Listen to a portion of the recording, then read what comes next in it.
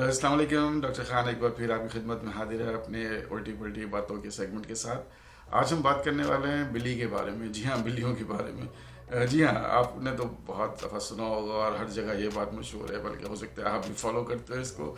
ये काली बिल्ली कहीं से गुजर जाए तो फिर वो काम जो है आपने नहीं करना होता और उसको वापस आ जाते हैं कि भाई मनहूस से भी काली बिल्ली गुजर गई है। लेकिन हम आज काली बिल्ली के बारे में बात नहीं करेंगे।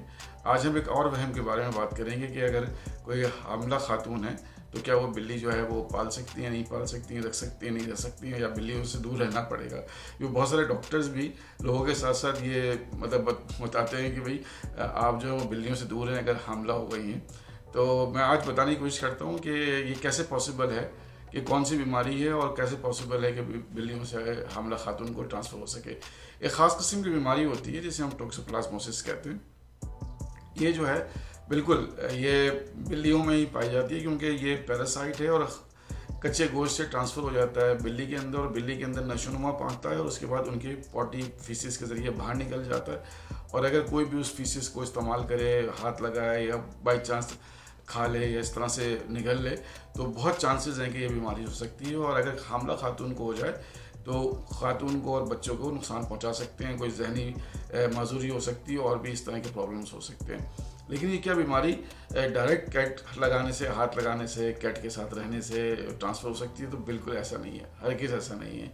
इसके लिए ख़ास किस्म की सीक्वेंस चाहिए। मैं आपको बताता हूँ, और सीक्वेंस ऐसी है कि जैसे लॉटरी खुल गई हो आपकी, और लॉटरी खुलने के चांसेस जो है ऐसे होते हैं आपके 0.1%, तो इसी तरह से इसके भी चांसेस हैं। जब तक ये सारे स्टेप पूरे नहीं होंगे बहुत कम चांसेस हैं कि ये बीमारी जो है ट्रांसफ़र हो सके। तो सबसे पहले तो ये कि बिल्ली जो आपके घर में है उसको कच्चा गोश्त खाना पड़ेगा। उस कच्चे गोश्त में पैरासाइट का होना भी ज़रूरी है। इसके बाद वो पैरासाइट जो है वो 2 हफ्ते बिल्ली के पेट में जो है नशोनुमा पाएगा और फिर उसके फीसिस से बाहर निकल जाएगा। और फिर हामला खातून जो है क्या कहते हैं उस फीसिस को बाई चांस इसको टच करेंगी या किसी तरीके से वो फीसिस जो है वो निगल लिया जाएगा, और फीसिस जब निगल लिया जाएगा तो ये पैरासाइट जो है ट्रांसफ़र हो जाएगा हामला खातून में। और हामला खातून के लिए एक और बात ज़रूरी है कि पहली समाई, अगर वो पहली समाई में है तो ये ख़तरनाक है, अदरवाइज़ ये इसकी ख़तरनाकी जो है वो कम होती चली जाती है। तो आपको समझ में आया कि सारे स्टेप्स फॉलो करेंगे तो फिर चांसेस हैं कि ये बीमारी जो है ट्रांसफ़र हो सकती है बिल्ली से हामला खातून के अंदर। तो सबसे पहले तो मैं आपको बता दूं कि हामला खातून जो है अगर चाहें तो इस बीमारी से आराम से बच सकते हैं, और बिल्लियां भी रख सकते हैं। बिल्लियों को घर से मत निकालें, बिल्लियों को रखें, बिल्ली बड़ी प्यारी होती हैं। तो हमने भी पाली हुई एक बिल्ली, बिल्ली नहीं बिल्ला पाला हुआ बल्कि, तो पर्शियन बिल्ला है, वो वाइट कलर का, बहुत खूबसूरत है। तो इसलिए मैंने कहा कि इनको घर से ना निकालें आप। बात हो रही थी कि अगर हमला खातून चाहें तो कैसे बच सकती हैं। तो सबसे पहले तो ये है कि वो खुद भी किसी किस्म का कच्चा गोश्त ना खाएं, कोई इस तरह का गोश्त ना खाएं जिससे चांसेस होंगे कोई पैरासाइट किसी भी किस्म का ट्रांसफ़र हो जाए। दूसरा ये कि वो पहले ट्राइमेस्टर में होना ज़रूरी है, अदरवाइज़ बहुत कम चांसेस हैं। तीसरी बात ये कि जो फिसिस है या कहीं भी वो फिसिस करती है बिल्ली, तो उससे बचें क्या कहते हैं।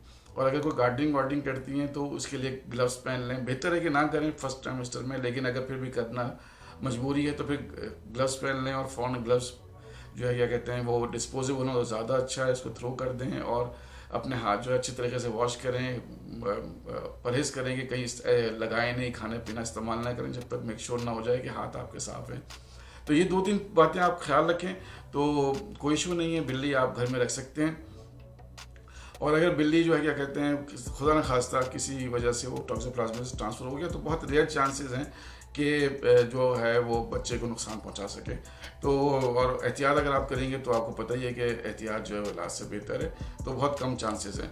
अच्छा, अब अगर आप कहेंगे कि भाई फिर भी मैं परहेज़ करूँगी और मैं नहीं रखूँगी, तो वो आपकी मर्ज़ी है।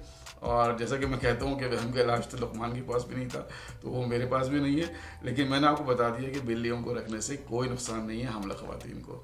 उम्मीद है मेरी ये सारी डिस्कशन आपको पसंद आई होगी। मेरे वीडियो को शेयर कीजिए, लाइक कीजिए और चैनल को सब्सक्राइब कीजिए और देखते रहिए, मुस्कुराते रहिए। अल्लाह ने के वहाँ टेक केयर।